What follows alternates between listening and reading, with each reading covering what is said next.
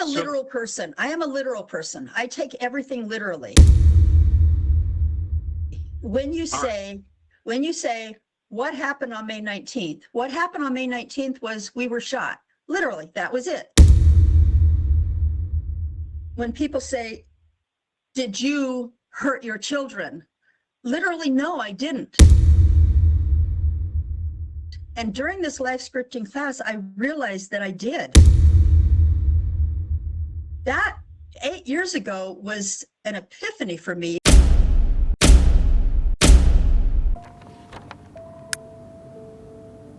This chapter started decades ago.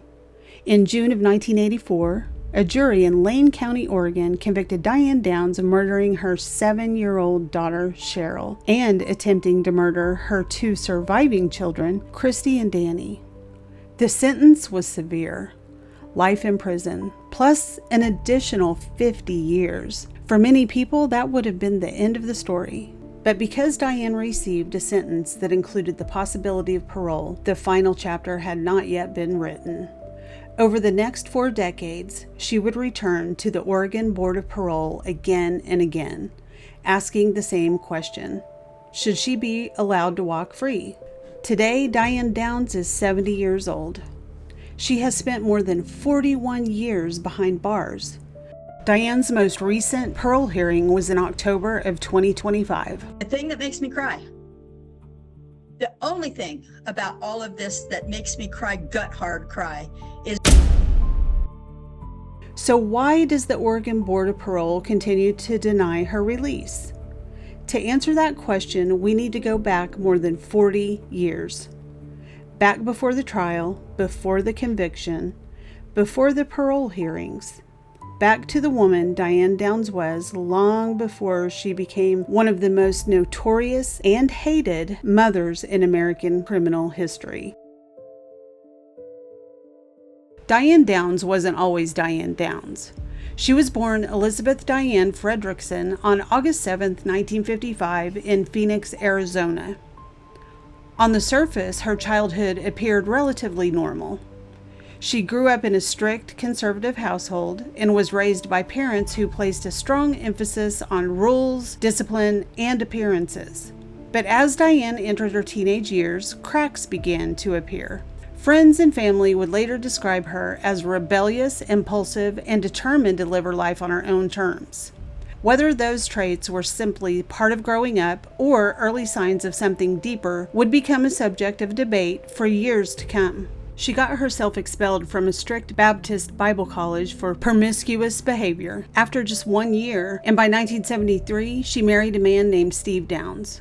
She later admitted under oath that she didn't marry Steve for love. She just wanted a get-out-of-jail-free card to escape her parents. The marriage was a toxic disaster from the jump, fueled by financial ruin and mutual infidelities.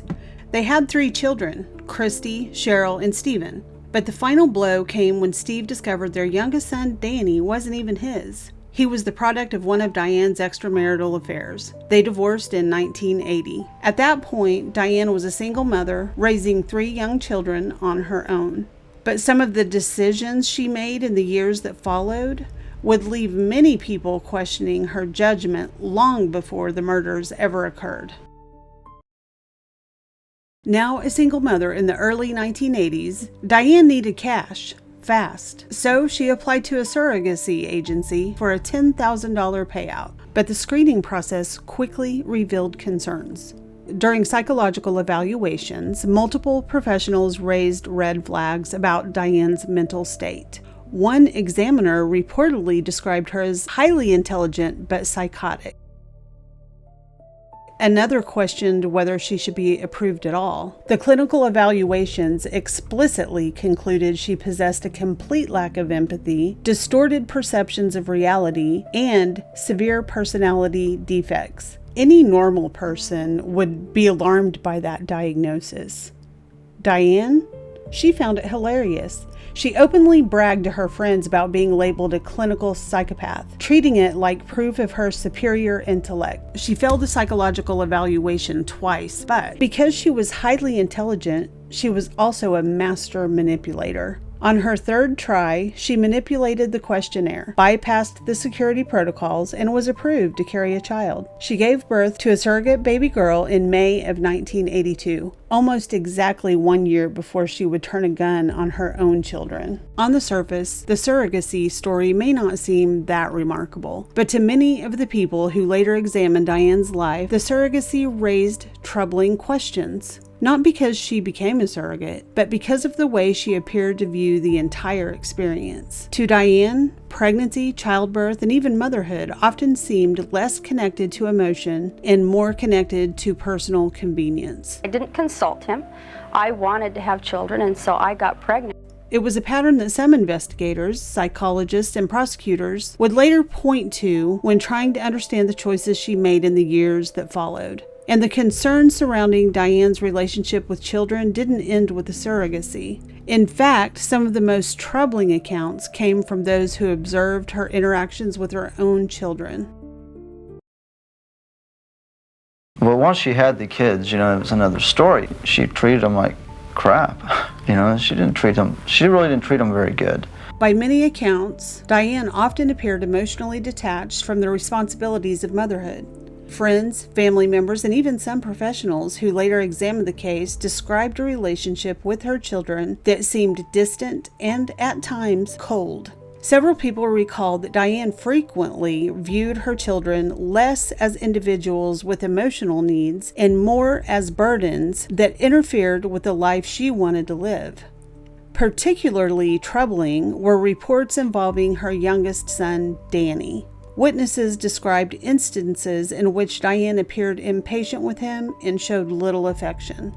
Others recalled comments that suggested she resented the limitations that came with raising 3 children on her own.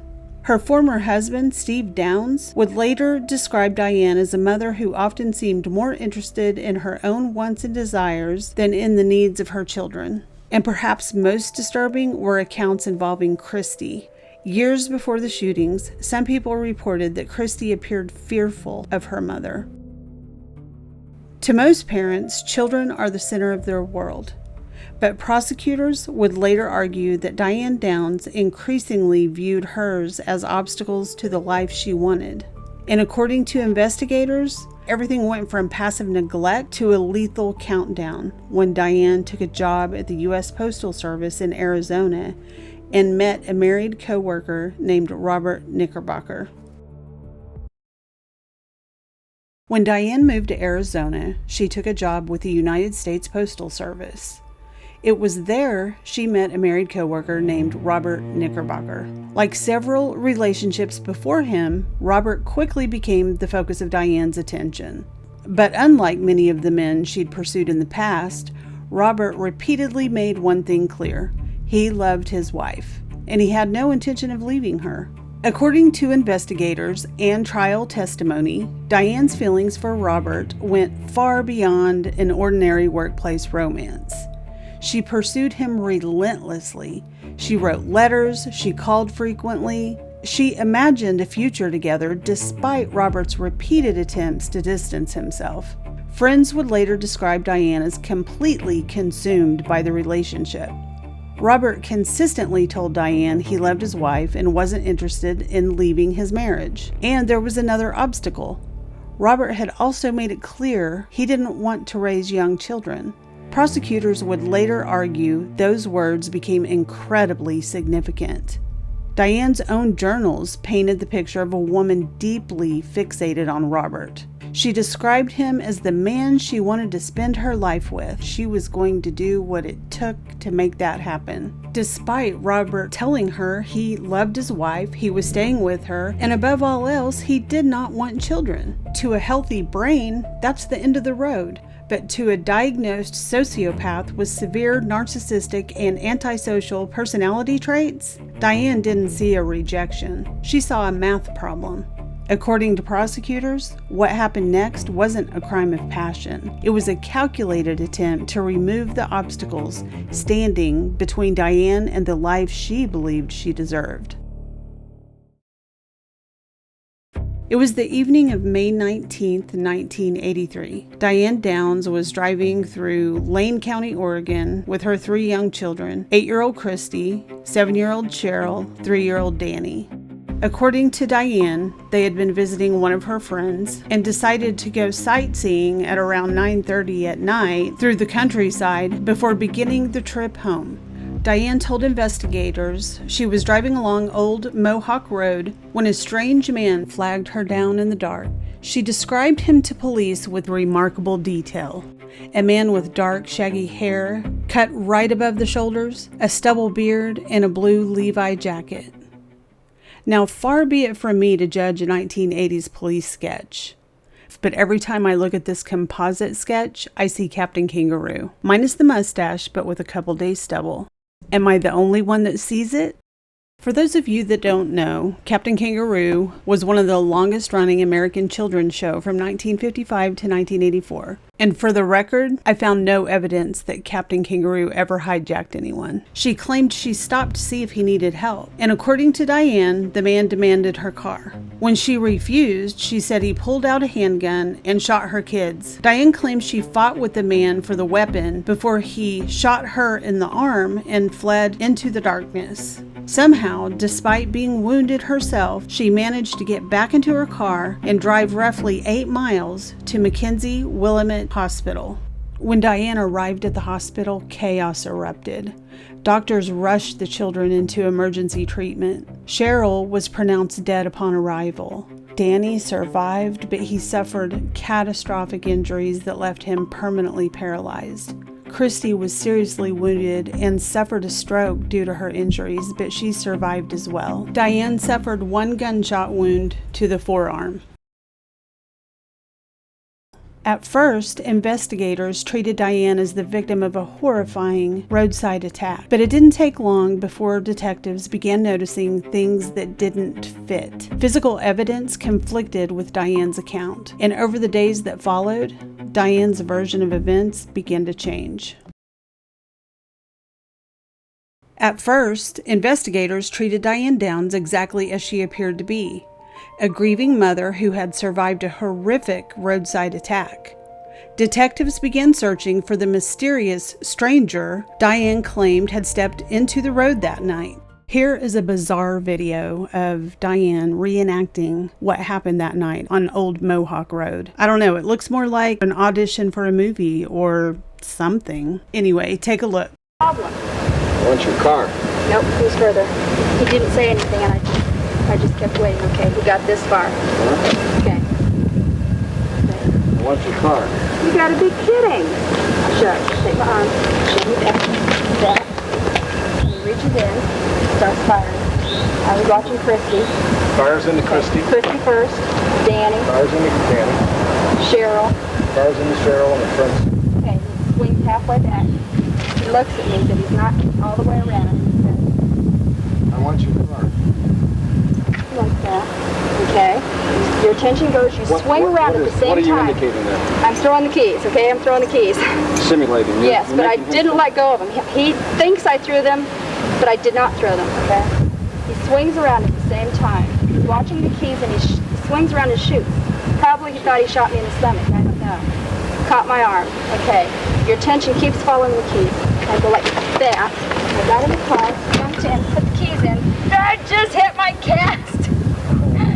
Started the car and left. The car door shut itself. God dang. This is worse than... Worse than what, Diane? Shooting yourself? Shooting your children? Your car getting bloody? Yeah, you'll see later in the video how hospital staff remember her complaining about her car being bloody. As they processed the crime scene and compared it to Diane's account, small inconsistencies began to emerge. Individually, none of them proved Diane was lying, but together they painted a very different picture. Investigators carefully examined every inch of Old Mohawk Road. They searched for footprints, tire tracks, signs of a struggle, anything that might support Diane's description of a gunman waiting in the darkness. Instead, detectives found very little to support her story. There were no footprints leading away from the scene. no evidence that anyone had fled into the woods, and several aspects of the physical evidence simply didn't match Diane's version of events. As investigators continued questioning Diane, they noticed something else. Her account of the shooting wasn't always consistent. Certain details shifted. Other details became more elaborate over time. Detectives understood that trauma can affect memory, but when those changing statements were compared with the physical evidence, the discrepancies became increasingly difficult to ignore. Piece by piece, the forensic evidence continued pointing investigators away from Diane's account and toward Diane herself. During a tape-recorded police interrogation, she slipped, changed the story, and said that the man had called her by name and threatened to kill her if she talked. This individual talked to you, referred to you by name, and also referred to your tattoo. Right. As close as you can remember, what did he tell you? If you say anything about what happened here, it did come back and kill me. It wasn't an intentional lie, though. I didn't sit, But you just changed sit your there. story. Oh, yeah. I agree. I mean, you've heard it. It's obvious. Doesn't that make it seem kind of tough to believe what you're saying? If you change your story 2 months after the shooting? I'm sorry. I mean, I'm not saying that you have to believe me. I'm not saying that anybody has to believe me. But I know within myself, I can sit here with a clear conscience and know that I did not shoot my kids. Emergency room doctors and nurses are used to seeing grieving, traumatized parents. What they weren't used to was Diane's flat, ice-cold, and entirely unbothered demeanor. While her children were actively fighting for their lives on operating tables, Diane didn't cry or scream. Sure, I could sit here and cry and be all upset. And what's it going to prove? It proves nothing. I am who I am, and I can't prove that I'm anybody other than what I am. Instead, she complained to the ER staff that the kids' blood had ruined her new car. When I was finished taking care of Christy, then I sought out her mother, and to my complete surprise, Diane was non-emotional, not a tear in her eye. And then she says, "That really ruined my new car. I got blood all over the back of it." I've never seen a reaction like that at all. But her most chilling medical interaction happened at Christy's bedside. Assuming her 8-year-old daughter was brain dead and would be a vegetable, Diane explicitly demanded that the doctors pull the plug and let her die. Dr. Wilhite flatly refused, noting that Christy was actually improving. The interaction was so deeply disturbing that Dr. Wilhite immediately went to a judge to have Diane's parental medical rights legally stripped so the hospital could protect the children from their own mother. He later stated he knew within 30 minutes of meeting Diane exactly who had pulled the trigger, and the surviving children's own bodies proved it. Whenever Diane entered the recovery room to visit her daughter, Christy's heart rate and vital monitors would violently spike on the screen. It wasn't the excitement of seeing her mother, it was pure physiological terror. Then, the investigation took a dramatic turn. 8-year-old Christy Downs had survived. For weeks, she was unable to speak because of her injuries. Detectives waited patiently, and eventually, she regained the ability to communicate. In my experience, if you've had a stroke of that nature, usually it's hard to recover. It was a long time before I heard her talk. Investigators asked her one simple question: who shot you? Christy gave them one simple answer: my mom. By the time investigators finished assembling the evidence, they no longer believed Diane had survived a roadside ambush.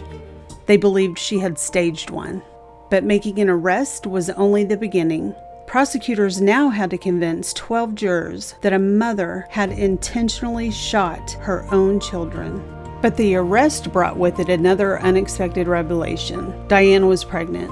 The father was never publicly identified with certainty, though the pregnancy became another source of intense public attention. In 2 years' time, I had 10 separate lovers. 2 years. That's not very many, and less than half of them were married. Rather than delaying the prosecution, the case continued forward while Diane remained in custody awaiting trial. Nearly 2 years after the shootings on Old Mohawk Road, Diane Downs finally stood trial. By then, investigators believed they had assembled a compelling case. The prosecution argued the evidence pointed to only one conclusion. The woman who claimed to be the victim was actually the shooter. The defense saw things differently. They argued investigators had focused on Diane too quickly and failed to fully pursue the mysterious stranger she insisted was responsible. For the next several weeks, the jury would hear two completely different versions of the same night. Only one could be true. The prosecution didn't rely on a confession, and they didn't have an eyewitness to the shooting itself. Instead, prosecutors presented what they believed was a powerful collection of evidence that, taken together, pointed squarely at Diane Downs. They argued the motive, the forensic evidence, Diane's own statements, psychiatric reports, and the testimony of her surviving daughter all led to the same conclusion. One by one, they began placing those pieces before the jury. Prosecutors argued Diane's obsession with Robert Knickerbocker provided the motive. Robert had repeatedly told Diane he wanted no part of raising young children. According to the state, Diane viewed her children as the only obstacle standing between herself and the future she desperately wanted. The forensic evidence continued to undermine Diane's version of events. Crime scene investigators testified that the physical evidence simply didn't support the existence of the mysterious gunman Diane described. Bullet trajectories, blood evidence, the condition of the vehicle, and other forensic findings all contradicted key parts of her account. Beyond the physical evidence and witness testimony, the jury also heard from mental health professionals who had evaluated Diane Downs. One of the most significant assessments involved the Hare Psychopathy Checklist, a tool used by forensic psychologists to evaluate personality traits commonly associated with psychopathy. Diane received a score of 21. While that score falls below the threshold often associated with clinical psychopathy in men, researchers have found that women typically score significantly lower on the assessment. As a result, a score of 21 is generally considered unusually elevated for a female offender. Diane's the type of woman who I think could cut your throat and then sit down and have lunch next to your body. Here was a woman who was completely apathetic about the welfare of her kids. She was just emotionally flat and preoccupied with something else. When I close my eyes, I can see Christy reaching her hand out to me while I'm driving. That haunts me the most. The evaluation wasn't presented to suggest that psychopathy alone explained what happened on Old Mohawk Road. Instead, prosecutors argued it helped explain patterns jurors had already witnessed throughout the trial. A striking lack of empathy, shallow emotional responses, manipulative behavior, and an extraordinary ability to present herself as the victim, even when confronted with overwhelming evidence to the contrary. Everybody says you sure were lucky. Well, I don't feel very lucky. I couldn't tie my damn shoes for about 2 months. It is very painful. It is still painful. I have a steel plate on my arm. I will for 1.5 years. The scar is going to be there forever. I'm going to remember that night for the rest of my life, whether I want to or not. I don't think I was very lucky. I think my kids were lucky. If I had been the way they were, we all would have died. I'm sorry, wait, what? I think my kids were lucky. Whether jurors viewed those findings as a psychological explanation or simply another piece of the larger puzzle, they became one more factor for the jury to consider as it weighed the evidence against Diane. And perhaps the most emotional testimony came from the person who had been sitting inside the car that night, 8-year-old Christy Downs. After recovering enough to communicate, Christy identified the person who shot her mother. For prosecutors, it became one of the most compelling moments of the trial. Her mother's looking at her and expecting, I truly believe, that Christy was going to protect her. But Christy said, "Mom, stop the car." She got out, she got something in the trunk. She came back and she knelt on the front seat and she shot Cheryl and she shot Danny and she shot me. Christy Downs was asked by prosecutor Fred Hughey, "Do you know who shot Cheryl?" Christy said quietly, "Yes." The prosecutor struggled to keep his own composure. "Who?" The young girl sobbed, "My mom." Hughie asked, "How do you know that, Christy?" She said, sobbing, "I watched." The jury was also emotionally bruised by her testimony. Many of the 9 women were crying. I mean, there wasn't a dry eye in the courtroom. Then the jury heard directly from Diane herself. She denied shooting her children. She insisted a stranger had ambushed the family that night. Throughout her testimony, Diane maintained investigators had ignored the real killer and instead built a case against an innocent woman. The defense challenged nearly every aspect of the state's case. They questioned the forensic conclusions. They argued investigators had become convinced of Diane's guilt too early in the investigation. And they maintained there was still reasonable doubt about what happened on Old Mohawk Road. After weeks of testimony, the case was finally placed in the hands of the jury. Following deliberations, the verdict was announced. Diane Downs was found guilty of the murder of Cheryl Downs and the attempted murders of Christy and Danny Downs. For many, the verdict finally answered the question investigators had been asking since the night of May 19, 1983. Downs showed no emotion as she was guarded back to the sheriff's van and had little response when asked about the verdict. I don't know what is it. But before Diane returned to court for sentencing, the story took yet another unexpected turn. Diane gave birth to a daughter. Despite Diane's insistence that authorities would never take her baby, I'd like to see him try to take this baby from me. the newborn was immediately placed into state custody and later adopted. Only then did Diane return to court to learn how she would spend the rest of her life. Diane returned to the courtroom one final time. On June 11, 1984, the judge sentenced Diane Downs to life in prison plus 50 years for the murder of Cheryl Downs and the attempted murders of Christy and Danny. For most convicted killers, that would have been the end of the story. For Diane, it was only the beginning. Diane began serving her sentence at the Oregon Women's Correctional Center. But even behind bars, she continued attracting attention. She gave interviews, she maintained correspondence with supporters, and she continued insisting she had been wrongfully convicted. Then, less than 3 years into her sentence, on July 11, 1987, Diane escaped from prison. Investigators later concluded Diane had received outside assistance, allowing her to scale the prison fence and disappear into the surrounding area. For 10 days, one of America's most notorious convicted killers was on the run. The nationwide manhunt finally came to an end in Salem, Oregon. Acting on a tip, authorities found Diane hiding inside the home of an acquaintance, another married man. She surrendered without incident and was returned to prison. She later claimed that she escaped to find the bushy-haired man. If there had been any remaining questions about Diane's willingness to manipulate others in pursuit of her own goals, the escape answered them. It would also become another factor considered by future parole boards when evaluating whether she could ever be safely released. As the years passed, Diane underwent repeated psychological evaluations as part of the parole process.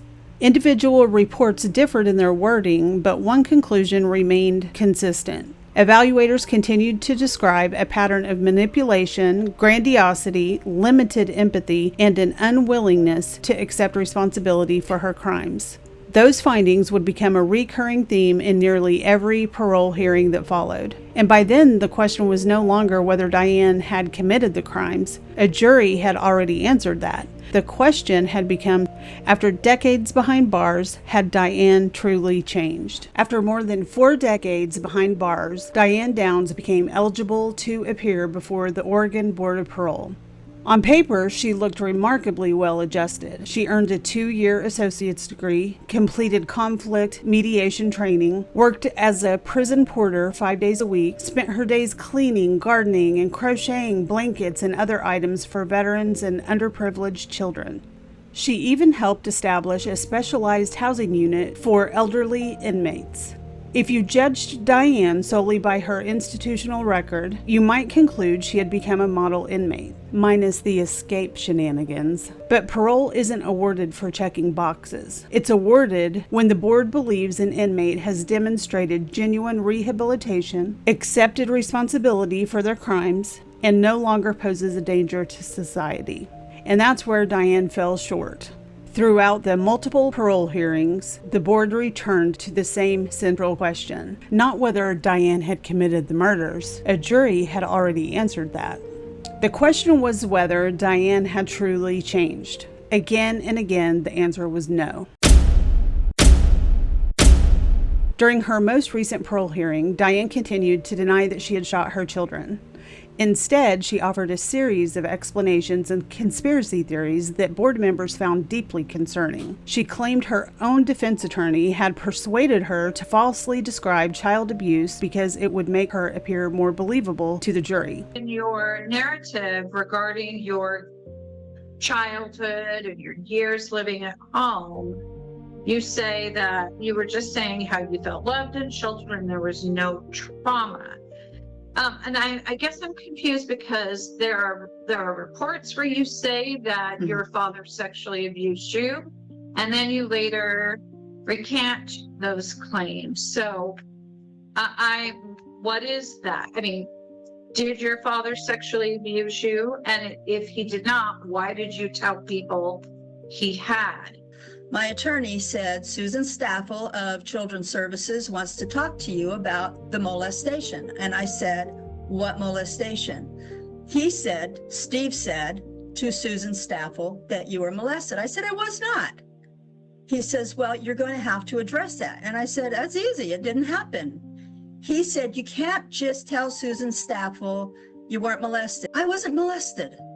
He goes, I'm not going to let you tell her that. You have to admit that you were. Then he put me on the witness stand and he bamboozled me. Nobody else talked about this. My attorney is the one who brought it up. And I was angry because he knew it was a lie, and yet he's the one that put it on the record. You're saying that your defense lawyer told you to lie about this to make you look more credible? Is that what I'm understanding? Yes. Okay. Yeah, I would not have said it that way, but yeah. He made me say that it happened. For the record, you're saying your attorney suborned perjury by asking you to introduce information that he knew was false. Is that correct? Wow. I never thought of it that way because, yeah, that's exactly what he did. Let me write that down. I'll be right back. She insisted the witnesses who testified against her had become part of what she described as a coordinated media gang determined to destroy her. Perhaps most astonishing was her continued effort to portray those who protected her children as villains. Diane claimed that prosecutor Fred Hughey, who later adopted Christy and Danny Downs after the murders, knew that she was innocent and had participated in an elaborate cover-up while hiding the real killer. Even after more than 40 years, Diane continued searching for anyone to blame but herself. When board members confronted her about accepting responsibility, Diane attempted one final distinction. She stated that while she was innocent of shooting her children, she was guilty of putting them in danger by driving down Old Mohawk Road. The thing that makes me cry, the only thing about all of this that makes me cry, gut hard cry, is I'm innocent of shooting, but that I am guilty of putting my children in danger. It was an acknowledgement without accepting responsibility for the crime itself. The board was not persuaded. When Diane later requested advanced DNA testing on a decades-old piece of bubblegum she claimed would prove the existence of the mysterious stranger, the request was denied. To the board, these weren't isolated statements. They were part of a pattern that had continued for decades. After reviewing Diane's institutional history, psychological evaluations, and her own testimony, the Oregon Board of Parole issued its decision. The board concluded that Diane Downs continued to suffer from a mental or emotional condition that predisposed her to criminal behavior to a degree that rendered her a danger to the health and safety of others. In the board's words, the condition which made her dangerous is not in remission. As a result, parole was denied once again. Her next opportunity for release won't come until 2031. And that is the ultimate tragedy of this case. 44 years ago in 1982, a psychiatric screening labeled Diane Downs as highly intelligent, psychotic, and entirely devoid of empathy. 43 years later, the parole board came to the exact same conclusion. She is exactly who she has always been. Back in 1983, Diane Downs wanted a life without the hassle and the obstacle of her children. The state of Oregon granted her exactly that. She has no children in her life, she has no family, and she has no freedom. Only Diane Downs knows what she truly believes after all these years. Whether she has convinced herself of her own versions of events or whether she has simply spent a lifetime refusing to confront the truth may be something no one else will ever fully know. What we do know is this: one child lost her life, 2 others survived with physical and emotional scars that will last forever. And more than 40 years later, the woman responsible remains behind bars, thank God. Her next opportunity for parole is scheduled for 2031. Until then, this chapter remains unfinished.